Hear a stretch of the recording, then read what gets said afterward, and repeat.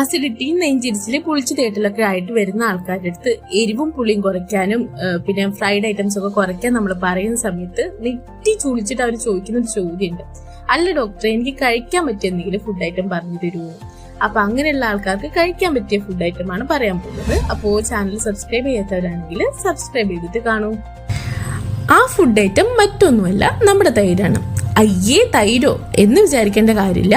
തൈരില് lactobacillus പോലുള്ള നല്ല bacteria ഉണ്ട്. ഇവ എച്ച് പൈലോറി പോലുള്ള ചീത്ത ബാക്ടീരിയ, വയറ്റിൻ്റെ ഉള്ളിലെ ചീത്ത ബാക്ടീരിയ കുറച്ച് നല്ല ബാക്ടീരിയ പ്രൊമോട്ട് ചെയ്യുന്നു. അങ്ങനെ ദഹനം സുഗമമാകുന്നു. നമ്മുടെ ശരീരത്തിലെ അസിഡിറ്റി, ഗ്യാസ് കംപ്ലൈൻസ് കുറയ്ക്കാനും ശരീരത്തിന് ആവശ്യത്തിനുള്ള പ്രോട്ടീൻസും കാൽഷ്യം നൽകാനും മാത്രമല്ല നമ്മുടെ ശരീരം തണുപ്പിക്കാനും നമ്മുടെ തൈര് സഹായിക്കുന്നതാണ്. അപ്പോൾ ഇനി ഉച്ചയ്ക്ക് ചോറുണ്ണുമ്പോൾ 1 കപ്പ് തൈര് കഴിക്കുന്നത് നല്ലതാണ്.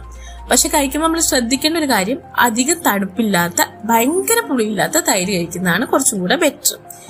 അപ്പോൾ അസിഡിറ്റിയെ പറ്റി ഞാൻ മുന്നേ വീഡിയോ ചെയ്തിട്ടുണ്ട്, ഇനിയും ചെയ്യുന്നുണ്ട്. അപ്പൊ ചാനൽ സബ്സ്ക്രൈബ് ചെയ്യാത്തവരാണെങ്കിൽ സബ്സ്ക്രൈബ് ചെയ്യുക, നോട്ടിഫിക്കേഷൻ ഓൺ ആക്കുക. അപ്പേ ഇനി ഞാൻ ഇടുമ്പോൾ നിങ്ങൾക്ക് കറക്റ്റ് ആയിട്ട് എത്തുള്ളൂ കേട്ടോ. Thank you.